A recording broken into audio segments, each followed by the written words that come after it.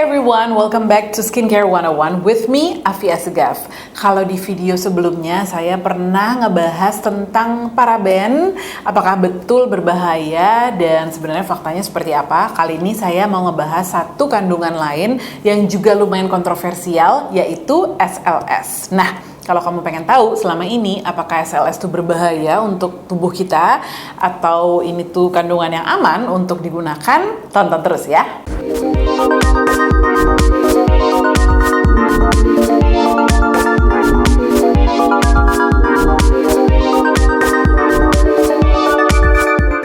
Nah, sebelum saya masuk ke fakta-faktanya, kita kenalan dulu ya sama yang namanya SLS. Jadi SLS ini adalah singkatan dari sodium lauryl sulfate, yaitu satu kandungan yang disebut atau fungsinya itu adalah sebagai surfactant. Surfactant maksudnya adalah kandungan SLS ini tuh bisa menangkap kotoran yang berbahan dasar minyak dari permukaan kulit kita atau rambut kita, pokoknya dari berbagai macam permukaan tubuh kita gitu ya. Jadi si kotorannya itu terperangkap, udah gitu nanti bisa dibilas atau dihilangkan dengan menggunakan air. Nah, selain itu SLS itu juga salah satu foaming agent. Jadi dia itu yang menyebabkan produk yang kita gunakan itu busanya itu atau buihnya itu lebih banyak. Makanya SLS itu banyak sekali digunakan di berbagai macam produk pembersih seperti misalnya sabun cuci muka, shower gel, terus sampo, terus ada juga di pasta gigi, bahkan ada di beberapa produk skincare lainnya seperti masker yang wash off gitu. Itu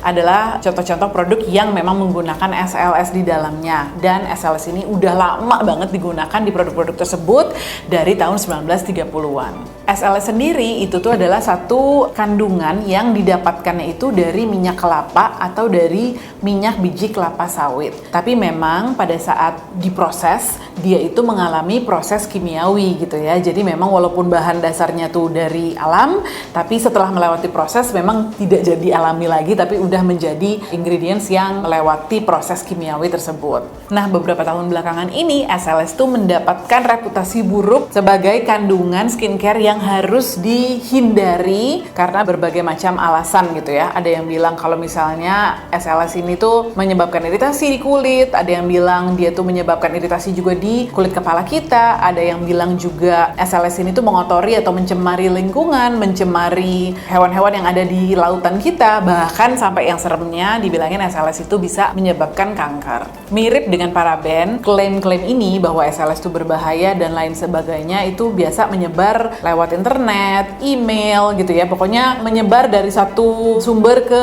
sumber lainnya, terus ditulis ulang oleh berbagai macam media, blog dan lain-lain, sehingga informasi itu tersebar luas banget, menimbulkan ketakutan. Bahkan sekarang banyak banget ya produsen skincare yang emang jelas-jelas bilang bahwa produknya itu tidak mengandung SLS gitu ya, karena banyak sekali mungkin konsumen yang concern mengenai ingredients ini. Nah, sekarang apa betul SLS itu bisa menimbulkan kanker? Kok kayaknya serem banget gitu ya. Soalnya kan SLS ini tuh banyak banget kita pakai gitu. Bayangin kalau kita pakai pasta gigi, kita sikat gigi 2-3 kali sehari, itu udah berapa banyak SLS yang masuk ke dalam mulut kita, bahkan mungkin aja bisa tertelan gitu kan. Nah, dari yang saya baca-baca dan banyak sekali juga situs-situs resmi gitu ya, dari macam-macam brand, dari para expert di industri kecantikan juga bilang bahwa sebenarnya tidak ada satupun studi yang mengkonfirmasi bahwa SLS itu menyebabkan kanker. Bahkan banyak peneliti yang meneliti kandungan-kandungan di produk kecantikan itu menegaskan bahwa SLS itu aman untuk digunakan di produk skincare. Dan ini juga udah dites katanya, termasuk juga dengan berapa besar kandungan SLS yang terdapat dalam satu produk, dan tetap hasilnya sama bahwa SLS itu tidak menyebabkan terjadinya kanker. Nah, bagaimana dengan klaim yang sebenarnya ini sih yang paling banyak gitu ya, yang bilang bahwa SLS itu bisa mengiritasi kulit, bahkan ada juga yang bilang kalau SLS itu bisa mengiritasi mata juga. Nah, ini memang ada beberapa studi yang bilang gitu ya, bahwa kalau misalnya kita menggunakan SLS terus-terusan atau kulit kita itu terekspos SLS terus-terusan, ada resiko untuk terjadi iritasi baik di kulit kita maupun di mata kita. Makanya para expert tersebut merekomendasikan SLS itu dipakai dipakai di produk-produk yang wash off atau yang harus dibilas lagi. Misalnya produk untuk mencuci wajah, udah gitu body wash, shower gel gitu kan, shampoo yang memang dia itu tidak lama-lama didiamkan di kulit kita, tapi langsung dibilas dengan air. Sama juga dengan klaim yang bilang bahwa kalau misalnya kita menggunakan shampoo dengan kandungan SLS terus-menerus itu tuh akan bikin kulit kepala kita iritasi. Ini juga sudah dibuktikan dengan penelitian bahwa tidak benar. Cuma, ada cumanya ya. Ada di beberapa orang yang kulitnya sangat-sangat sensitif atau memang punya masalah kulit misalnya eksim atau psoriasis yang memang bisa diperparah dengan menggunakan produk yang ada SLS-nya. Dan benar juga bahwa semakin banyak SLS yang terdapat di satu produk, semakin tinggi kemungkinan produk tersebut tuh bisa mengiritasi kulit kamu, apalagi kalau kulit kamu memang dari sananya udah sensitif dan kering sekali.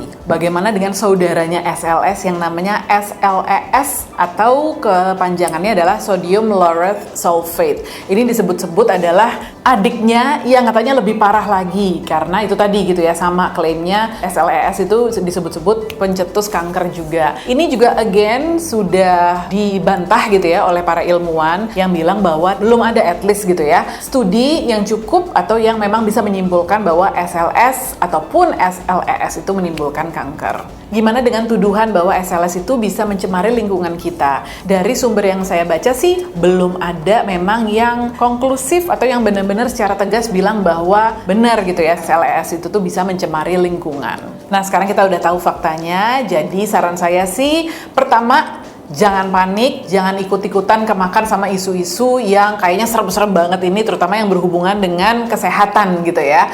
Jadi tenang aja dulu, yang penting educate yourself. Nah, kalau kita udah tahu nih fakta-faktanya, sekarang apakah artinya kita ya udah santai aja gitu ya menggunakan produk-produk yang mengandung SLS atau gimana? Kalau menurut saya balik lagi ke kondisi kulit orang masing-masing. Jujur aja, saya sendiri sebenarnya bukan orang yang seneng sama produk pembersih wajah atau cleanser yang mengandung SLS yang banyak gitu ya, karena saya udah buktikan sendiri di kulit saya it's extremely drying. Jadi di kulit saya tuh bener-bener gampang banget kering, gampang banget dehidrasi kalau saya terus-terusan menggunakan produk yang ada SLS-nya. Jadi kalau saya personally memang menghindari banget cleanser yang ada SLS-nya, dan kebetulan sekarang alternatifnya juga udah banyak. Tapi banyak juga dari kamu dan banyak juga teman-teman saya yang kulitnya tuh berminyak banget, yang mereka justru baik-baik aja pakai cleanser yang ada SLS-nya, malah terbantu karena saking minyaknya kulitnya, karena kan SLS itu tadi ya, jadi dia tuh menangkap kotoran yang ada minyaknya tadi dan membuangnya dari permukaan kulit kamu gitu. So people with oily skin might find cleansers with SLS helpful. Dan juga bukan berarti semua produk cleanser yang ada SLS-nya itu jelek, karena ada juga beberapa brand yang tahu bahwa SLS ini nih kandungan yang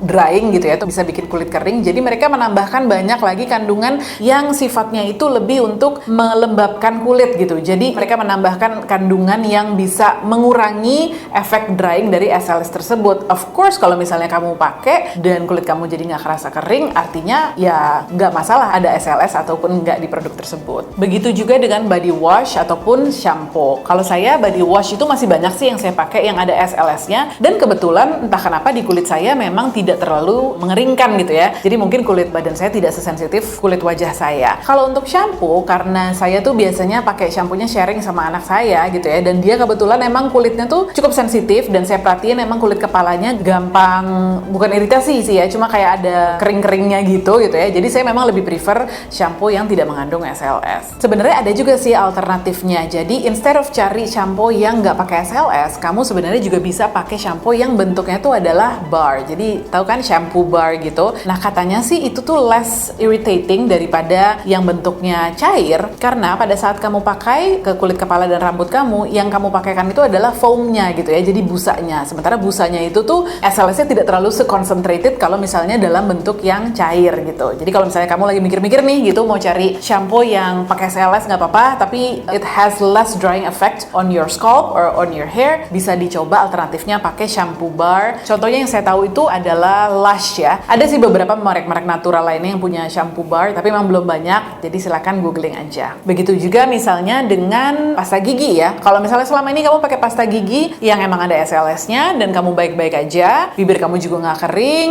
nggak ada masalah dengan gusi kamu misalnya, then I don't think you should change gitu ya, karena memang udah dinyatakan aman untuk digunakan sebagai pasta gigi pun gitu. Saya pun juga masih pakai pasta gigi yang ada SLS-nya, karena saya udah pernah coba yang nggak ada SLS-nya, menurut saya emang beda ya rasanya. Di luar dari produk-produk tersebut, jadi produk-produk yang dibilas atau yang wash off gitu ya, saya sih nggak melihat ada perlunya produk lain menggunakan SLS ya, karena kan tadi kita udah tahu ya faktanya bahwa memang disarankan produk yang menggunakan SLS itu yang dibilas aja, yang wash off, yang cuma sebentar nempelnya di kulit kita atau di rambut kita. Nah jadi sekarang kamu udah tahu faktanya, udah nggak perlu panik lagi, kamu bisa menimbang-nimbang sendiri baik dan buruknya SLS ini, juga bisa menentukan apakah kulit kamu atau rambut kamu itu tipe yang cocok menggunakan produk yang mengandung SLS atau sebaiknya kamu menghindari. I think it's something that you should decide for yourself. Yang penting kamu udah tahu latar belakang mengenai kandungan SLS ini. Segitu aja sharing dari saya. Semoga bermanfaat. Kalau misalnya kamu masih ada yang pengen ditanyakan atau kamu mungkin bahkan mau menambahkan info-info lain mengenai SLS yang mungkin saya kelewatan, please leave a comment in the comment box below. Oh iya, saya juga mau mengucapkan selamat Idul Fitri untuk kalian semua. Saya udah siap banget nih lebaran nih, bajunya udah panjang-panjang begini. Selamat kumpul-kumpul sama keluarga, selamat makan enak juga, dan sekaligus mengucapin minal aidin wal faizin, mohon maaf lahir dan batin. Kita ketemu lagi minggu depan di video berikutnya ya. Thank you for watching. Bye.